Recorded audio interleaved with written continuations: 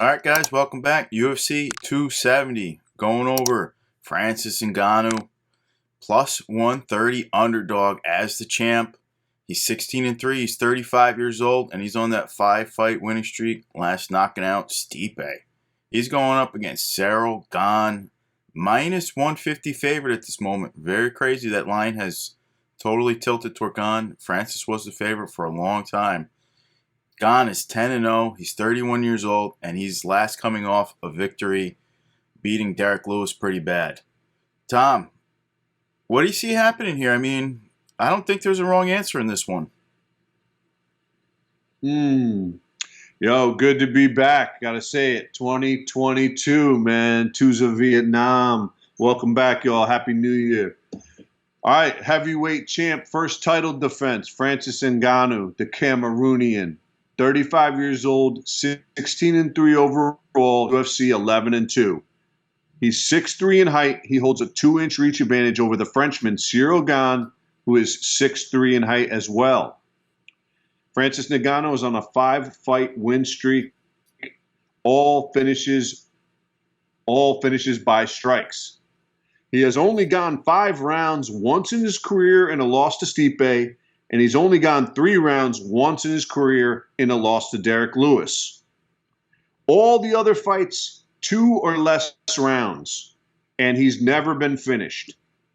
This is all noteworthy here, because all these things factor into, making these decisions here and kind of predictions and seeing what outcomes, you think may happen. Cyril Gane, 10-0, undefeated. He's undefeated everywhere in his whole career. From kickboxing and Muay Thai, he's 13-0. Overall in MMA, he's 10-0. The UFC, he's 7-0. He's undefeated, period.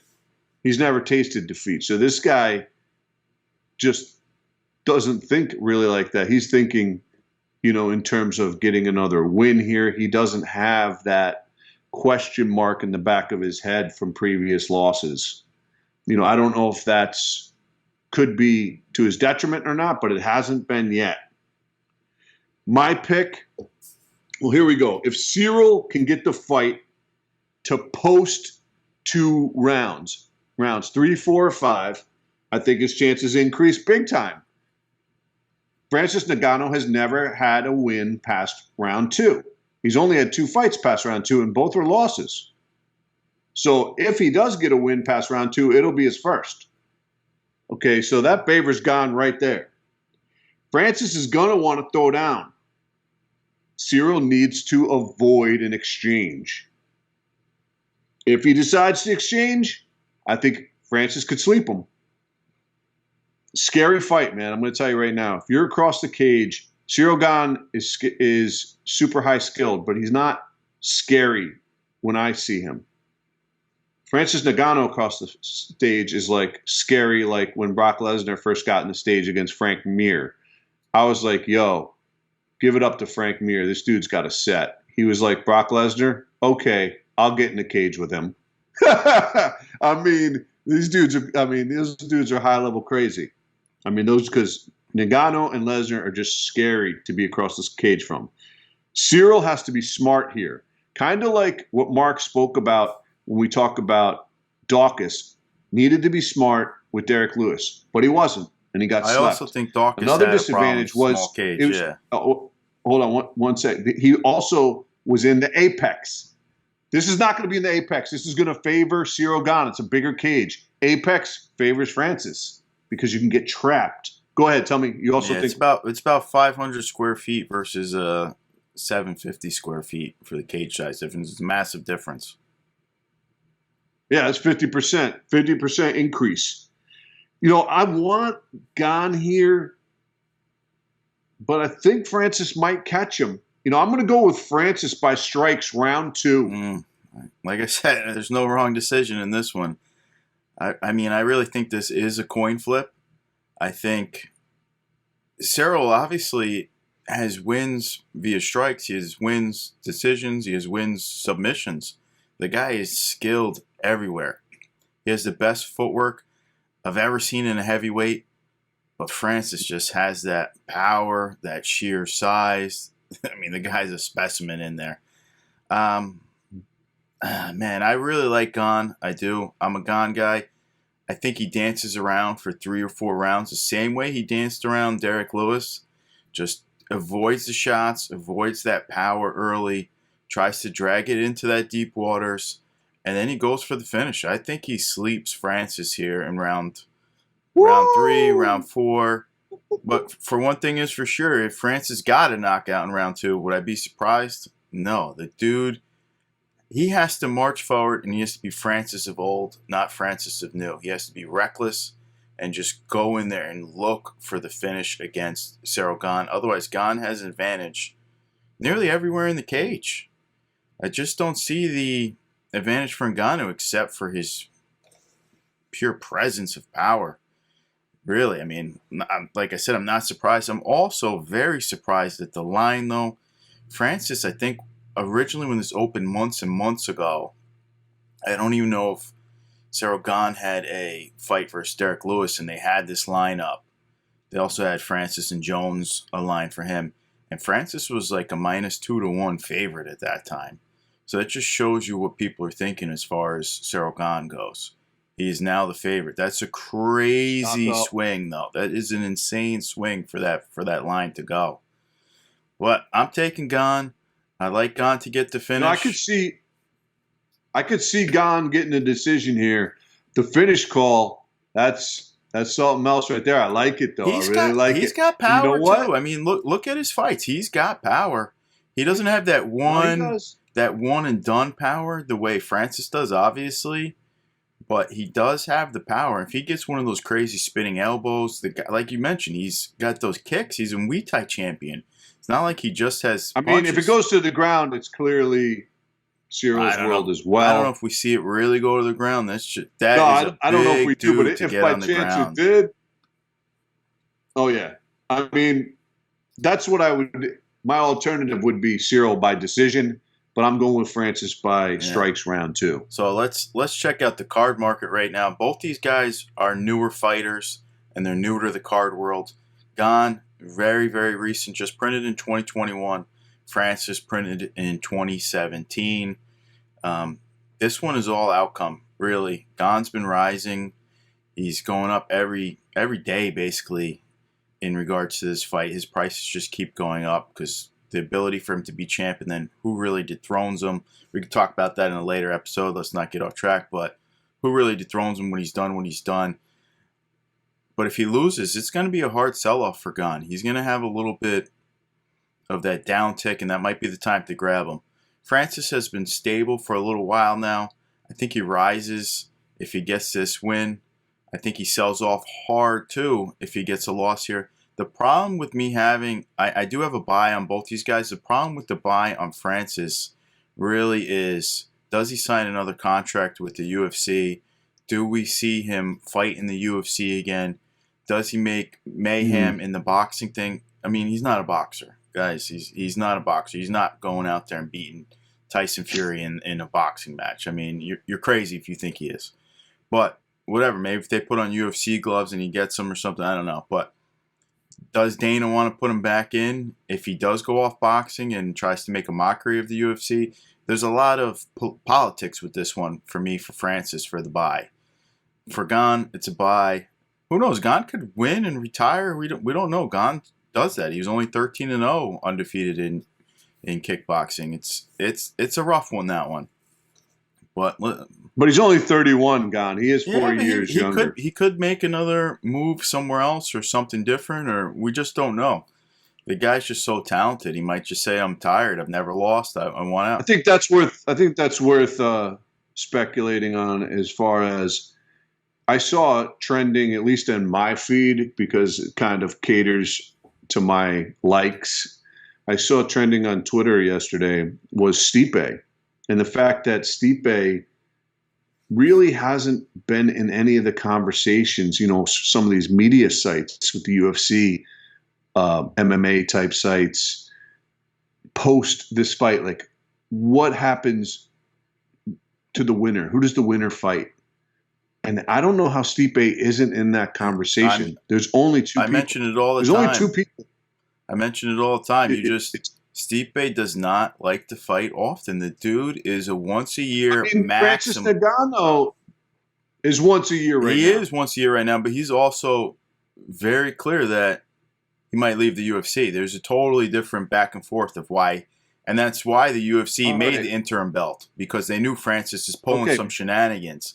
Stipe has been once a year for a very long time now. He doesn't fight often. He holds up the belt for everybody else. He goes, I got to be a fireman first. He doesn't say he's a UFC fighter first, where his real bread and butter is. I have a problem with that myself. So I know, but there's an easy reason why he's not mentioned. This would still be his once a year. Right. This would still be his once a year. But the UFC doesn't want to tie up the belt he isn't really mentioned for a once a year guy who doesn't do any UFC work. There's more people. All right, but there's more people talking about Jon Jones, who hasn't fought in over 2 years, than Stipe. Yeah, well, Jon Jones is the GOAT, and he gave up his belt to go up. He didn't hold up the title contention. That's a massive factor. I know that, but Stipe fought. He just fought Francis last year. And he slept, and he's not even making that big of a deal to come back and fight. He would have wanted it a year later. I know, but he has a win against Francis. Well, he's the only one with a legitimate win against Francis. Derek Lewis, that was just, they didn't even do anything. He got the win. All right, you could say that. But Stipe is the only person that has a legitimate win against Stipe in the. Stipe is the only person that has a legitimate win against Francis Ngannou in the UFC. Ciryl Gane could be the second one, even though on paper Derek Lewis did win that. It was just a terrible fight, regardless. I mean, it was horrible. But Derek Lewis is, I think, probably the most likely person to fight the winner of this. It's possible. That's my prediction. It's possible. Just because I think Jones might mess around and it might not happen. And Stipe, they might not want to talk to Stipe as much. I don't know what's going on with that. I think that is political. I think Stipe maybe pissed off somebody or something, and he's not playing ball as far as politics goes. I don't know the behind the scenes, but that's my guess. Yeah. And Derek Lewis will end up stepping up. He doesn't have a draw. Stipe doesn't have a draw. His full-time job is fireman. His full-time job's not UFC. Derek Lewis has a draw. Derek Lewis is on Instagram. Derek Lewis is on this. Derek Lewis is loved by the fan. Listen, I don't like Derek Lewis. He's not my guy, but he's one of the few guys I can say I'm not really a fan of. But he gets everybody talking about him. He's constantly. Did Derek just book a fight though? Does Derek got a fight coming up? I'd have to check. I'm not sure if he just booked one. I don't think he did, but you never know. But let's move on. Let's not keep going on that one. We're already 13 minutes in on Francis and Gane here. Let's move on. We got another championship fight right here. We got a flyweight battle. Brandon Moreno, minus 180 favorite. He's 19-5-2. He's only 28 years old. And his last two fights were against Figuerato. And one was a draw and one was a win.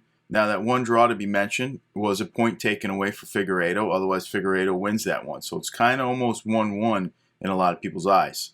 Now, Davidson Figuerato, he's ranked number 1. He's plus 155 underdog.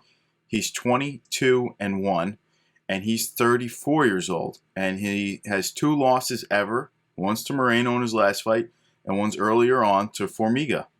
Tom, this is another battle here. We got the third rematch. What's going on here? The trilogy.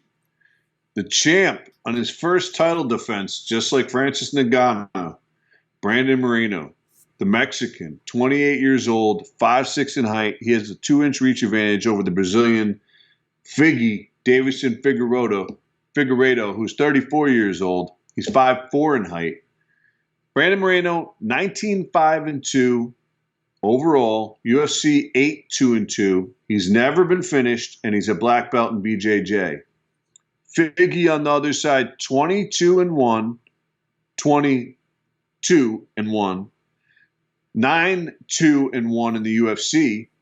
The first time he was ever finished was against Moreno last fight when he got rear naked choked. He's got a black belt in BJJ, and my pick.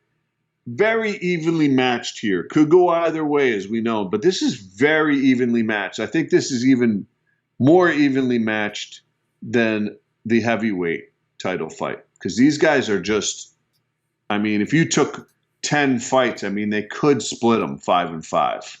These guys are so evenly matched. Either Davidson by decision or he gets tired out and Moreno potentially finishes him again. I'm going with the former, though, and Figgy wins by decision and gets the belt back. Okay. I like it. For me, at 34 years old, I think Figueiredo is at his prime, but that prime goes quick at flyweight. That weight class is just tough.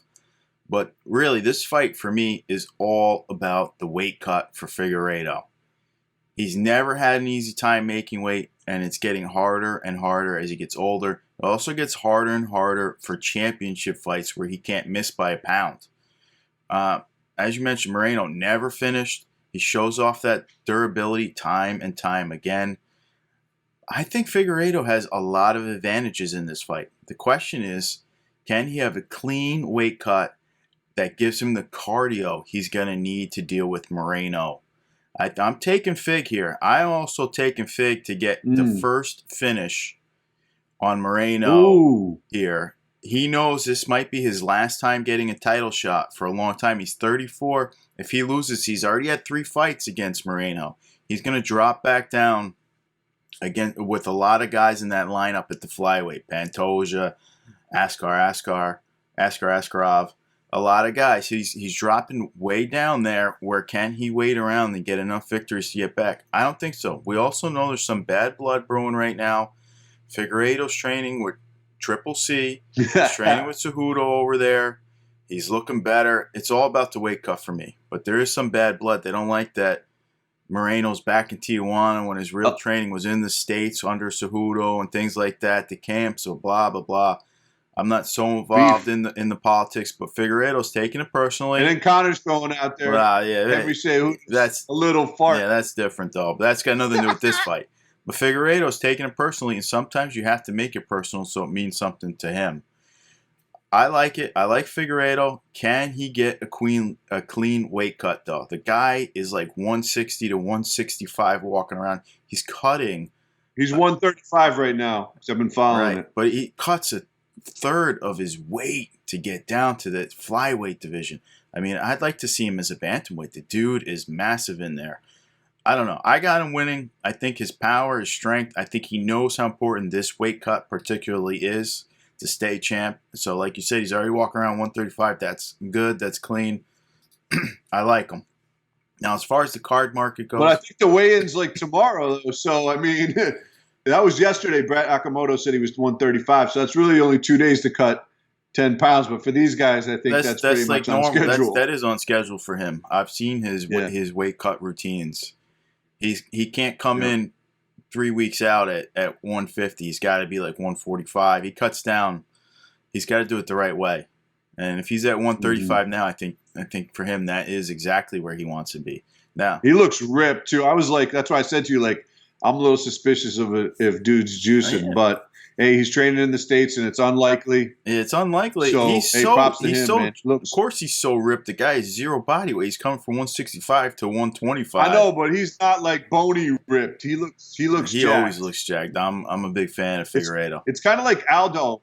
Aldo looked kind of like malnourished when he first came down 135, but now he's looking jacked at 135. Yeah. So there's a little bit of a difference there. Like Biggie looks pretty jacked too, but I also agree with what you said in the past, and I think championship weight is stupid. It is stupid. That's it. I do. I think championship weight's stupid. If you give him a pound leeway every other fight, what's the difference during this fight? Just make the weight what the weight is. That's it. This way, these guys know what it is. And for Figueiredo, that pound is massive. I think that's why he lost his last fight. He went on the scale twice, I believe. He had to cut down those last few tenths of a pound, and it crushed him. And it showed. He did not look himself in that fight. We don't just see Figueiredo get finished like that. Now, let's get right into the card market. Brandon, just printed in Prism, has a lot of fans. I think he's still very undervalued, 28 years old. I have a cautious buy on him. He has to win here. And then he's got a few more monsters in there. And this is what I'm saying. Like I said, Askar Askarov is a monster up and coming. I think he's a challenge for anyone in that division. And he is not going to have a problem making that weight, it doesn't seem like. Pantoja already has a victory over Moreno. Mm-hmm. I like Pantoja. Another guy, just you got a few killers right in a row in that top 5 where Moreno could easily get dethroned at any time. The best thing Moreno for me has done is he sits on the seat for UFC now and he commentates for Latin America there. So that's a massive thing to get him his fanfare, to get him seeing more fights around the action and all the time. I like that he's on the seat. I think it really helps him. Now, Figgy, printed in 2019. I think he's also very undervalued. The guy's been very dominant outside his one loss to Moreno.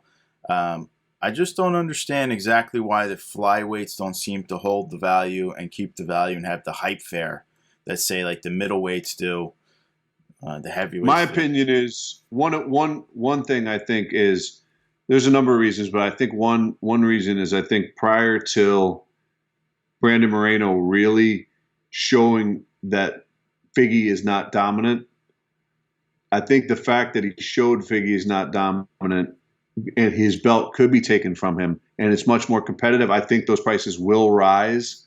I think if you get too dominant of a leader in a division that's not really that popular anyways, that does not help.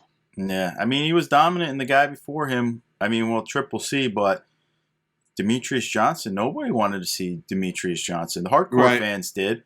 I mentioned it in the last one. I'm going to mention it again. Demetrius Johnson's fighting in March. I'm super pumped. That card looks amazing for ONE FC. Not going to get too sidetracked, but the flyweights just don't. No, it's worth the comment. They don't seem to hold the same way. But I got to buy. Figuerato for me is a buy. I think he can get this done. I think he can beat most of the guys. I think he's a nightmare matchup for anyone with just his size.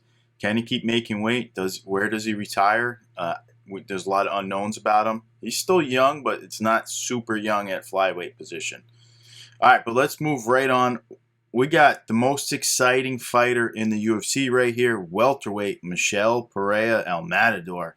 Minus 280 favorite. He's 26 and Demolidor. He's 28 years old. The guy looks like he's 40 in there, but I love him. He's only 28. He's on a 3-fight winning streak, and his last was a victory over Nico Price, which that's a nice win. He's going up against Andre Fialo, plus 225 dog. He's 14-3. He's 27 years old, and he's on a 4-fight winning streak. Tom, Fialo, new to the UFC, gets a pretty tough matchup to come in on. What do you see happening here? I don't know if you did any tape study on Andre. I've been watching him because he has a lot of UFC. He has a lot of UFC guys under his belt. James Vick being one of them, I believe. Yeah, Vick to me was cut, not that good. I'll mention it in my thing. I'll say it right now though. Most of his UFC fights, I don't want to say UFC fights, most of the guys that he fought out of the UFC, he lost to. James Vick was one of the few that he won. Well, it's a great opportunity for him. They are kind of throwing him into the deeper end, not the super deep end, but the deeper end, right off your first debut UFC match. But it's also an opportunity, if you can beat Demolidor, to kind of start your career at that point going forward, fairly, at least waist deep into the water. And, you can start getting matchups from there on. You kind of put a little bit of a benchmark on yourself, kind of set that standard. But what do I think? Michel Pereira, the Brazilian, 28, like you said, he's the LeBron James of MMA. He looks crazy old, even though he's not. He's 6'1". He's 6'1" in height. Andre Fialo, 27. Portuguese, 6'0" in height, 6 even. They don't have I couldn't find Fialo's reach.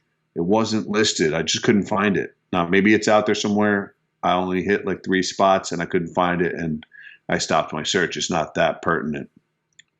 Michel Pereira, 26-11-0. He's got 2 no contests. UFC, he's 4-2. 3 wins in a row right now. Actually, is he 4-1 or is he 4-2 in the UFC? Fialo, Michael Pereira. I might have Pereira. missed. Yeah, I'm pretty sure he's 4-2. Yeah. Okay. 3 wins in a row. Black belt in karate, black belt in BJJ. Andre Fialo on the other side, UFC debut.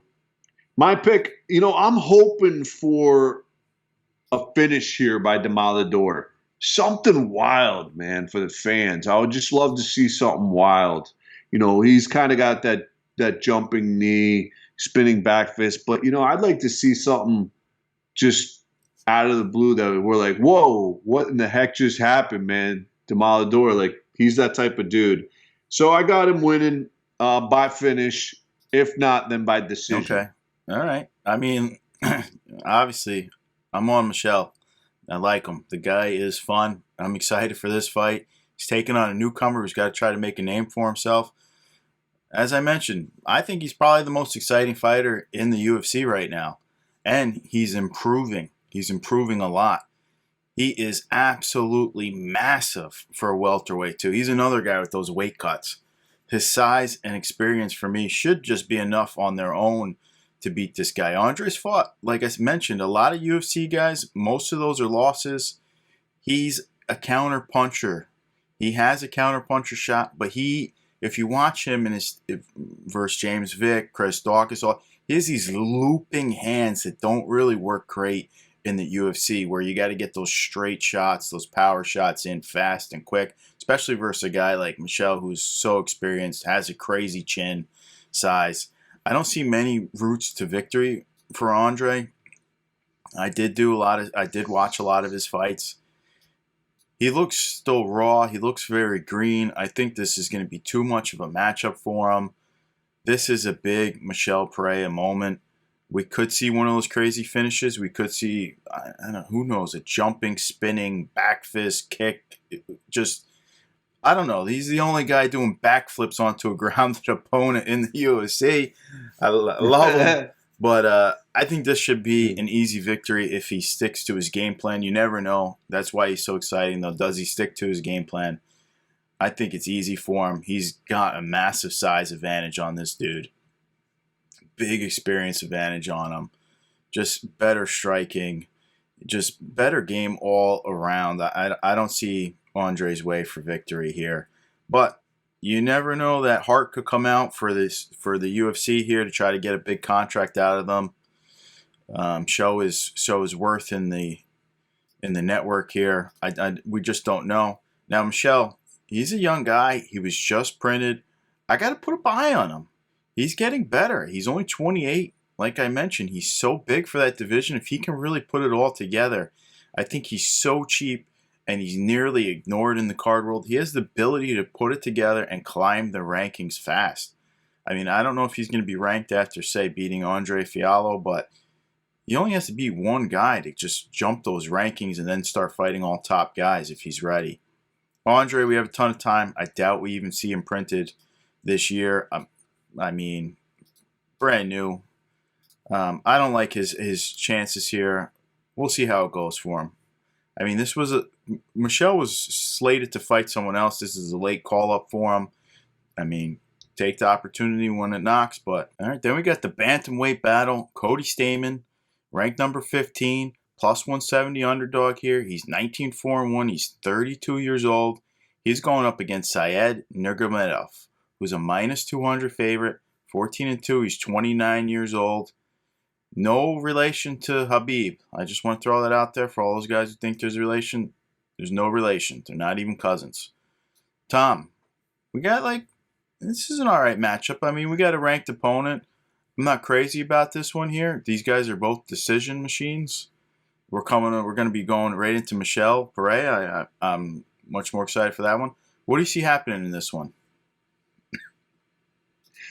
Well, you got Cody Stamann, the American, on one side. He's coming off 2 losses in a row. So back is against the wall big time, in my opinion, even though you said he's still ranked number 15, but he'll be out of the rankings, out of the top 15 if he loses here. And he could be potentially on the chopping block with 3 losses in a row, even though tough opponents he's lost to. He didn't lose to any chumps. But And nobody's really a chump, but he didn't lose to any low-end guys Merab in the showed how good he UFC. is, and that's his last loss there. Yeah, it was Merab and it was Jimmy Rivera. Right. Jimmy Rivera, he's no longer with the UFC, but to me, that's a mistake by the UFC. Jimmy Rivera always brought it, and he's nasty. He's UFC caliber. I don't care if he's not in the UFC. He is that. Hey, where do you go? On the other side, bare knuckle boxing, Syed, right?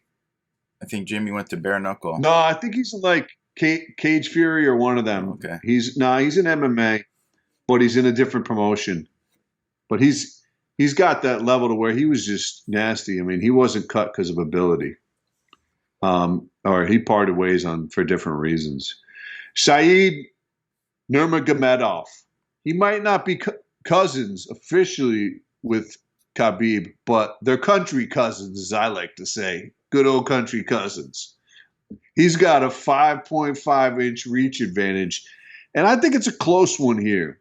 Likely a decision. I'm hoping Cody can get back on the horse here, but Syed may be too big for him. Syed's a big guy at this weight. So look out also for Syed's improved striking. Be on the lookout for that. He just finished via strikes his last fight. I'm going to go with Syed by decision, though, here. I don't think he finishes Cody. I think he's going to be too big for Cody to deal with. I think it's going to be, go to the decision, but I think Syed might just have the control of him. Yeah, I really can't argue it. Stamen, decision machine, and I think this follows suit. Syed, also pretty much a decision machine. I think half his victories are decisions. I think Cody has that high level enough wrestling where he doesn't get dominated in this fight. He can always fall back on trying to take him to the ground, tying him up. He normally doesn't put out enough output, and he gets these bad decision losses. I think we got to see he has to really step up his output. And I think that's where Syed is going to be able to get the nod here. Syed's very flashy. He's got better volume. As you mentioned, he has improved striking. Just all around, I think he has just the ability to look better in the cage and get his hand raised with a decision. Listen, I'm hoping we see fireworks here. With these guys, I'm not as excited as some people might be to watch Syed Nurmagomedov. Like I said, he's not cousins with him or anything. I don't know, guys get excited for him like he's another Nurmagomedov. He's not. He's just not. And I'd much rather watch someone decision machine like Islam Makhachev or something like that. But these guys, I think we're going to see a decision. I think you're right. I think Syed gets his hand raised. I think Stamen takes a little bit more damage, and that's the decision here. Now, both men just printed in 21 Prism, and I'm not going to spend a ton of time. I got to sell on both of them. Real simple. I'm not sold on either of them yet. They got it. Definitely not sold on Stamen, but we'll see how it goes. Let's move right on because I am excited for this next fight. We got a middleweight bout. Rodolfo Vieira, minus 225 favorite. He's 8-1. He's 32 years old, and he last beat Dustin Stolfus. He's going up against Wellington Turman, plus 185. He's 17-5. He's 25 years old, and he last beat Sam Alvey. And I just want to say I was very high on Wellington Turman. He has been very disappointing for me. Yeah, well, I like him. I thought when he came in, he's so young. He had the talent level. He's still so young. He's 25. But once you go over his UFC record, he's not looking so good right now. So what do you see happening right here? Well, you got the Battle of Brazil here. You got Rodolfo Vieira on one side, and as I say, Beef Wellington Turman on the other side. I'm going with, Rodolfo, round 2 by sub. Yeah. Listen, I mean, this is crazy. Turman is like a losing record here in the UFC. Like, I had such high hopes for him. What can I say? It's not working out as I saw. I like Rodolfo in this one too. He seems to have a strength advantage over everyone he fights, and I think it stays true here. He just has to not gas himself out. That is the key. Rodolfo is absolutely massive. I think he finishes Turman first round sub. I like Turman. I feel he needs time to grow and advance his game. No, nice. He could be on the verge of getting cut here, though, with another loss. I mean, it's not pretty. True. I'd like him to take some time off and really grow and improve his game, and I think he could come back and be a monster. He's still young enough, as you mentioned. He'd be a nice Bellator pickup too. He'd be a nice Bellator pickup. Maybe he's got to fight in another promotion, but we'll see how this looks. Rodolfo, though. I mean, he could win here. I mean, anything could happen. This guy is a UFC fighter, and he's no joke. He could come out with a W here. I don't think he will, but absolutely, like Mark just said, no question about it. But Rodolfo is an absolute monster at this weight, at middleweight. Right, and it seems like Rodolfo's got adjusted now, so people are in trouble. Yeah, he is just so big, so strong. He picks up everyone and just slams them like they're not even trying. It's awesome to watch. Actually, it's pleasing. The problem is, can he keep himself from gassing? Like you said, he is adjusting where he looked much better in his last fight. He understands that he can't, because he got submitted. You're talking a world champion BJJ. He just went. He got stiff. Submitted. He went stiff. He was so shot versus Hernandez. I mean, that's it. That's his weakness. Otherwise, this guy's impressive. I like him. Wellington, we may see printed. We may. I mean, you could at that point you could have submitted him, Mark, because his body went stiff. No, yeah, he was could no longer move. Like he had so much lactic acid. Right. He just burnt himself out. He wasn't used to that happen pace. again. That can happen again, though. Even being adjusted, the size of him, his sheer muscle mass on that dude is crazy. Hey, he's a specimen. You gotta watch him get out there. I think he can climb the rankings though. But Wellington, whether or not Wellington's printed, remains to be seen. It's not a big deal if he is printed. It's not a big deal if he's not printed. He's not really on the level where I'm watching him yet. Now, Rodolfo was just printed, and I think we need to see what he looks like when he steps up in competition. He's been fighting. I don't want to listen. Everybody in the UFC is good. There's no slugs, but he hasn't been slating any top tier guys. I want to see what he looks like when he does go up against the top tier guys, the gas tank, the ability to out grapple some of these top tier guys. These guys are pretty much just as good as everybody everywhere. So I got a hold on him for right now. I want to see what he looks like when he fights a few top tier guys who have a complete game around them. Turman to me he's complete, but he's not. He's lacking a few things. But let's not spend too much time on those guys. Let's move it on. We got a featherweight battle here. Now, this was a last-minute change on this one. But to me, the change is... And they moved up to the main. The change is more fun. I'm not going to say the change is better, because that was going to be awesome. But we got Ilia Topuria, who's ranked 13. He's a minus 630 favorite. He's 11-0. He's 24 years old. Impressive. And he last beat one of my favorite guys, Ryan Hall. He's going up against Charles Jourdain, who's plus 450 underdog here, who's 12-4-1. He's only 26 years old, and he last beat Andre Ewell. Who do you see winning this one? I mean, it's the line kind of tells you, but maybe you see something different here. Look, originally it was going to be on this card. It was still going to be in the prelims, and it still is in the prelims. It's just it's the lead fight, the main fight. And when I said they're up to the main, it wasn't the main card. It's the main fight on the prelims that I'm talking about, the feature fight for the prelims. And it was originally a little lower when I first looked on the card, which was weird. And he was going to be fighting undefeated versus undefeated. I was looking forward to that. But I don't mind this fill-in, like Mark said. Charles Jourdain is crazy game, and I enjoy watching Charles. I dig Charles' style. Ilia on the one side, Topuria, the German. Not too many Germans. You had Dennis Seaver. Not too many Germans up in the UFC. Is he got German, a few, though? but not many over here. I thought he's Spain and fights out of Germany. Oh, yes. I think you are correct. Take that back. Scratch what I just said from your memory. The jury will no longer continue with that information. Please erase it. 24 years old. Super young. But so is Charles Jourdain. He's only 26. The Canadian. Ilia 11-0. Charles 12-4-1. Charles never been finished by strikes. He got finished one time by a sub, but he's never been finished by strikes, so that's worth noting. But then again, Ryan Hall had never been finished either, and he got finished. I I think it's going to be an awesome fight. I think this could be one of the more exciting fights of the night. Why? Because both these dudes are going to throw down. Ilia Topuria, you can't tell him he's not the best in the world. That's what he really believes. Charles Jourdain is game. They're going to go at it, man. I'm thinking Ilia by decision, and I think that line's disrespectful too.